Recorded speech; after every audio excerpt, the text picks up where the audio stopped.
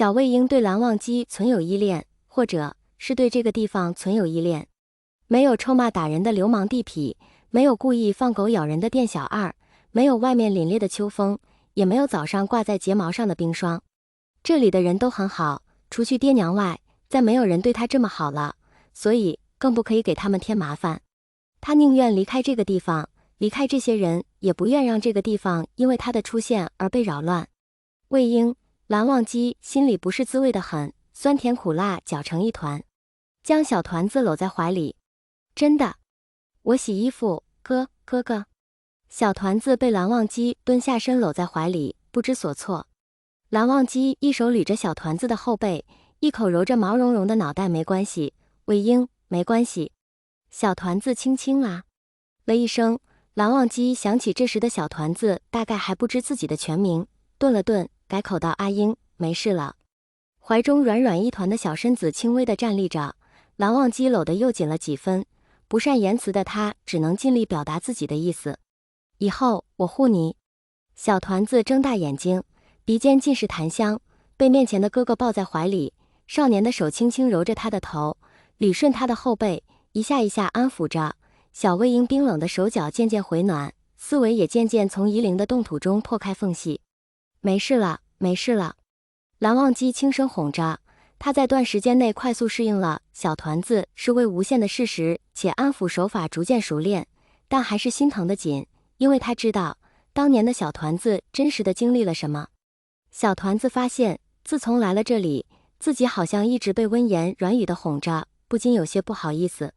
小脸蛋上泛着红晕，正要从少年腿上下去，却被人又往怀里带了带。蓝忘机一手托住团子软软的身体，一手护在后背，极小心地将小团子用一个尽可能舒服的姿势放在自己怀里，轻轻揉着小团子毛茸茸的小脑袋。睡吧，时辰已经有些晚了，正在幼儿阶段的小魏婴不宜熬夜，又怕他再次被噩梦惊醒，蓝忘机索性将那小小一只抱在怀里哄着睡。小团子也没精力去想什么了，打了个哈欠，实在是又累又乏，小脑袋搭在蓝忘机肩上，短短的小手随着意识的流失从蓝忘机胳膊上滑落，依旧拽着蓝忘机的袖子不放。蓝忘机回忆着幼时模糊的记忆，勉强从少的可怜的与母亲有关的画面中搜寻出白衣女子抱着自己哼着歌走动安抚的模样，起身小心翼翼的，似乎也想学着试试，终究是怕吵醒了怀中的团子，只好作罢。再想想那个身体摇摆的姿势，耳朵通红的烧成一片，下颚边软软的发丝有一搭没一搭的扫着。擦身时，蓝忘机特意给小魏婴快速洗了他的头发，烘干后乱蓬蓬的翘着，带着皂荚的清香甘甜，和柚子独有的奶香混在一起，融合成特殊的甜美。小团子彻底放松地瘫在蓝忘机怀里，幼儿小巧的身形，柔软的身体，精致的五官上毫无防备的表情，无意识发出的哼哼唧唧的奶音，以及哭过后红彤彤的鼻尖眼角，无一不让人心生怜惜。蓝忘机心里软得几乎化成一汪蜜水，恨不得时间就这么停住，自己将怀中的人抱到地老天荒才好。他也真这么做了，一晚上没将小魏婴放下，如获至宝般动也不动地抱着，怕小团子着凉，便用毯子将人裹成了个茧，继续抱着。小团子被蓝忘机眼巴巴地抱着，竟真的一夜无梦，睡了个踏实。第二天要上课了，蓝忘机恋恋不舍地放下怀中睡得正香的奶团子，整理衣物，精神竟比休沐时还好。小团子骤然离开温暖的怀抱，有些不适应，哼哼唧唧了一会儿，一个劲儿往蓝忘机处拱，找不到就到处翻滚，差点从榻上掉下来，被蓝忘机拦下，便顺势钻进蓝忘机怀里，美滋滋地蹭了蹭。蓝忘机叹了口气，自是舍不得放下，却无奈快要上课了，只好一手抱着奶团子，一手将一摞厚重的锦被挡在榻边，锦被背面靠着移过来的书架，准备将小团子放回榻上。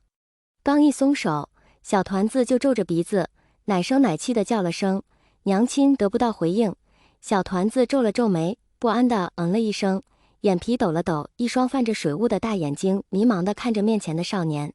蓝忘机还在那声娘亲中没回过神来，就对上了小团子懵懂的眼神，与黑衣少年别无二致的桃花眼圆溜溜地睁着，失望的情绪掩饰不住，眼眶微微泛红。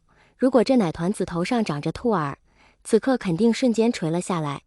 蓝忘机见不得小魏婴这副模样，心中酸楚，不知如何安慰，只能将小团子小心地抱在怀里。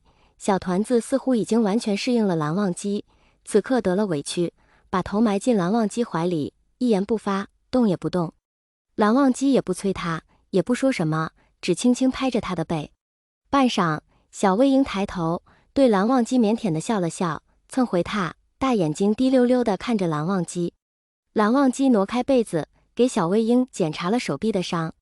小孩子的愈合能力比较快，血口子基本不会再裂开了。蓝忘机仍是不放心，拒绝了小团子奶音软糯的自己穿衣的请求，小心给小团子穿好。两人在净室用过早膳，蓝忘机便要去蓝氏听学，但魏婴又当如何？蓝忘机实在不放心将他一人留在净室，思索片刻，还是牵着小手领去了蓝氏。于是蓝启仁一到蓝氏门口，便看到一个小家伙蹲在墙角，不知在干嘛，缩成小小一团。靠窗的少年时不时向那个方向扫视。蓝启仁皱眉，清了清嗓子，一大一小俱是一惊。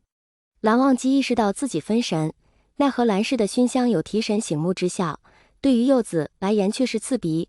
小魏婴一进蓝氏就一直打喷嚏，只好让他在蓝氏外等着，就算离得近，终究不在身边。蓝忘机便不放心，只得频频张望。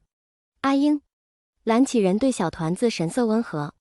Su Su， 小团子自是认识了蓝启仁，被长辈叫了声阿英，便亲热得很，眼睛一亮，一颠一颠地向蓝启仁跑去。蓝启仁生怕摔了这奶娃娃，快步迎过去。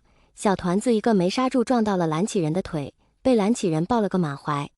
蓝启仁看着这小家伙，越看越顺眼，摸了摸小团子的头道：“这里摔一下会很疼，阿英去草地上玩，叔叔上完了课来找你。”小团子乖巧的噔噔噔跑去了草地上。蓝启仁看了眼蓝忘机，什么都没说，走进蓝室。蓝忘机第一次体验了上课走神，看不到魏婴，不由自主的担心他会不会摔倒，会不会一个人害怕，会不会无聊。而魏小团子是什么人？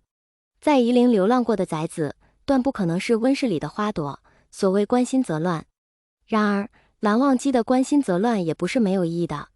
小团子正专心致志地看着蚂蚁搬家，一旁的矮书丛动了动，一个毛茸茸的白球出现。小团子以为是兔子，上前几步，忽然一个庞然大物钻出来，是一只成年的纯白灵犬，身量比面前的奶团子大了整整2倍。看到地上的小人儿，灵犬一脸不明所以。